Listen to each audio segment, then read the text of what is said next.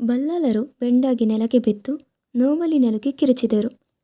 ಇದನ್ನು ನೋಡಿದ ಬೂಡುಬೊಮ್ಮಯ್ಯ ಗಾಬರಿಯಿಂದ ಮುಳ್ಳನ್ನು ತೆಗೆದು ತಕ್ಷಣವೇ ಕರಿಮರದ ಅರೆದಂಡಿಗೆಯನ್ನು ಕಟ್ಟಿ ನೋವಲ್ಲಿ ನರಳುತ್ತಿರುವ ಅರಸು ಬಲ್ಲಾಳರನ್ನು ಬೀಡಿಗೆ ಸಾಗಿಸಲು ಬೇಟೆಯ ಮನೆಗೆ ಆಜ್ಞೆ ಮಾಡುತ್ತಾನೆ. ಜೀವ ಹೋಗುವ ನೋವಲ್ಲೂ ಬಲ್ಲಾಳರು ಹರಕೆಯ ಈಡು ಕಟ್ಟಿ ಊರಲ್ಲಿ ಪ್ರತಿಷ್ಠಾಪಿಸುತ್ತೇನೆಂದ ನಾಗಬ್ರಹ್ಮರ ಮೂರ್ತಿಯನ್ನು ತನ್ನ ಜೊತೆಗೆ ಬೀಡಿಗೆ ತರಲು ಆಜ್ಞೆ ಮಾಡುತ್ತಾರೆ. ಕಾಡಿನಿಂದ ಅರೆದಂಡಿಗೆಯಲ್ಲಿ ಬಲ್ಲಾಳರು ಬೀಡಿಗೆ ಬರುವ ಮೊದಲೇ ಪಟ್ಟದರಸಿ ದಾರಿದಬ್ಬೆಗೆ ವಿಷಯ ಮುಟ್ಟಿದೆ. ಕಾಯುತ್ತಿರುವ ಅರಸಿ ಬಲ್ಲಾಳರ ಅವಸ್ಥೆ ನೋಡಿ ಕಂಗಾಲಾಗಿದ್ದಾರೆ. ಈ ಮೊದಲೇ ಪಡುಮಲೆಯ ರಾಜವೈದ್ಯ ಬೆರ್ಮನಬೈದನಿಗೆ ತಕ್ಷಣವೇ ಬೀಡಿಗೆ ಬರುವಂತೆ ಕರೆ ಹೋಗುತ್ತದೆ.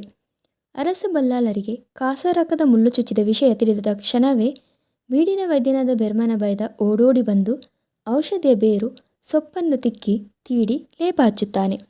ಕೈ ಕಷವನ್ನು ಕುಡಿಸುತ್ತಾನೆ. ಆದರೆ ತಿಂಗಳಾದರೂ ಬೆರ್ಮನಬೈದನ ಯಾವುದೇ ಮದ್ದು ಫಲಕಾರಿಯಾಗಲಿಲ್ಲ. ಮಂತ್ರವಾದಿಗಳ ಮಂತ್ರ, ತಾಯ್ತ ತಂತ್ರಗಳು ಯಾವುದೂ ಫಲಕಾರಿಯಾಗದೆ ಬೆರ್ಮನಬೈದನ ಔಷಧಿಯು ಅತಂತ್ರವಾಗುತ್ತದೆ. ದಿನ ಕಳೆದಂತೆ ಬಲ್ಲಾಳರ ಗಾಯ ಉಲ್ಬಣವಾಯಿತು. ನೋವಲ್ಲಿ ಪ್ರಾಣ ಹೋಗುತ್ತಿದೆ ಎನ್ನುವಾಗಲೇ ಬಲ್ಲಾಳರ ಅವಸ್ಥೆಯನ್ನು ನೋಡಿ ದಿಕ್ಕು ತೋಚದ ಬೂಡುಬೊಮ್ಮಯ್ಯನಿಗೆ ನಾಡ ಪ್ರಜೆಯೊಬ್ಬ ಗೆಜ್ಜೆಗಿರಿ ನಂದನದ ನಾಟಿ ವೈದ್ಯ, ಹೆಸರಾಂತ ಪಂಡಿತ ಸಾಯನಬೈದ ಹಾಗೂ ಆತನ ತಂಗಿ ದೇಯಿ ಬೈದತಿ ಬಗ್ಗೆ ತಿಳಿಸುತ್ತಾನೆ. ಸಾಯನಬೈದನಿಗೆ ಇಳಿ ವಯಸ್ಸಾಗಿ ಸರಿಯಾಗಿ ಕಣ್ಣು ಕಾಣದೆ ಔಷಧಿ ಮಾಡುವುದಕ್ಕೆ ಆಗದು. ಅವನ ತಂಗಿ ದೇಯಿ ಬೈದತಿಯನ್ನು ಬೀಡಿಗೆ ಕರೆಸೋಣವೆಂದರೆ ಆಕೆ ತುಂಬು ಗರ್ಭಿಣಿ ಎಂದು ತಿಳಿಸುತ್ತಾನೆ. ವಿಷಯ ತಿಳಿದ ಬಲ್ಲಾಳರು ತಕ್ಷಣವೇ ತುಂಬು ಗರ್ಭಿಣಿ ದೇಯಿಯನ್ನು ತನ್ನ ರಾಜದಂಡಿಗೆಯಲ್ಲಿ ಕರೆತನ್ನಿ ಎಂದು ಬೂಡುಬೊಮ್ಮಯ್ಯನಿಗೆ ಆಜ್ಞೆ ಮಾಡುತ್ತಾರೆ. ರಾಜದಂಡಿಗೆಯಲ್ಲಿ ದೇಯಿ ಬೈದತಿಯನ್ನು ಕರೆದು ತನ್ನಿ ಎಂದಾಕ್ಷಣವೇ ದುಷ್ಟ ಮಂತ್ರಿ ಮಲ್ಲಯ್ಯನ ಮನಸ್ಸು ಅಸಮಾಧಾನಗೊಳ್ಳುತ್ತದೆ. ತನ್ನ ಲಾಭಕ್ಕಾಗಿ ಹಿಂದುಳಿದವರಿಗೆ ಜಾತಿ ಚೌಕಟ್ಟಿನ ಪಟ್ಟ ಕಟ್ಟಿ ತನ್ನ ಸ್ವಾರ್ಥ ಸಾಧಿಸಿಕೊಂಡು ಬಂದಿರುವ ಮಂತ್ರಿ ಮಲ್ಲಯ್ಯನಿಗೆ ಕೆಲವರ್ಗದ ದೇಯಿ ಬೀಡಿನೊಳಗೆ ಬರುವುದು ಇಷ್ಟವಿರುವುದಿಲ್ಲ. ಆದರೂ ರಾಜಾಜ್ಞೆಯನ್ನು ಮೀರಲಾಗದೆ ಮಂತ್ರಿ ಮಲ್ಲಯ್ಯನು ಸುಮ್ಮನಾಗುತ್ತಾನೆ. ಇತ್ತ ರಾಜಾಜ್ಞೆಯಂತೆ ರಾಜದಂಡಿಗೆಯನ್ನು ಗೆಜ್ಜೆಗಿರಿ ನಂದನದ ಸಾಯನಬೈದನ ಮನೆಯ ಅಂಗಳದ ಸಾರೋಳಿ ಸೈಮಂಜ ಕಟ್ಟೆಗೆ ತರಲಾಯಿತು. ರಾಜನಿಗೆ ಮುಳ್ಳು ಚುಚ್ಚಿದ ವಿಷಯವನ್ನು ಬೊಮ್ಮಯ್ಯನಿಂದ ತಿಳಿದ ತುಂಬು ಗರ್ಭಿಣಿ ದೇಯಿ ಬೈದತಿಯು ಬಲ್ಲಾಳರಿಗೆ ಔಷಧಿ ಮಾಡುವ ಸಲುವಾಗಿ ಪಡುಮಲೆಗೆ ಹೊರಡಲು ಅಣಿಯಾಗುತ್ತಾಳೆ. ಔಷಧಿಗಾಗಿ ಗಂಡ ಕಾಂತನಬೈದ ಕಾಡಿನಿಂದ ತಂದ ಮದ್ದು ಸೊಪ್ಪು ಮತ್ತು ಗಿಡದ ಬೇರನ್ನು ಸಾಯನಬೈದ ಅರೆದು ಪುಡಿ ಕಟ್ಟಿದ. ಅದನ್ನು ದೇಯಿಯು ಗಂಟು ಕಟ್ಟಿದಳು.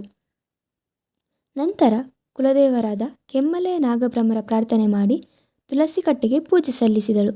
ನಂತರ ಸುಮಂಗಲಿಯಾದ ತುಂಬು ಗರ್ಭಿಣಿ ದೇಯಿ ಗಂಡ ಕಾಂತನ ಕಾಲಿಗೆ ನಮಸ್ಕರಿಸಿ ಅಣ್ಣನಿಂದ ಆಶೀರ್ವಾದ ಪಡೆದು ತನ್ನನ್ನು ಬೀಡಿಗೆ ಕರೆದುಕೊಂಡು ಹೋಗಲು ಬಂದಿರುವ ರಾಜದಂಡಿಗೆಯನ್ನು ನೋಡಿ, ಬೊಮ್ಮಯ್ಯನ ಸತ್ಯಧರ್ಮದ ಬಲ್ಲಾಳರು ಏರುವ ದಂಡಿಗೆಯಲ್ಲಿ ನಾನು ಕುಳಿತುಕೊಂಡು ಹೋಗುವುದು ಸರಿಯಲ್ಲ.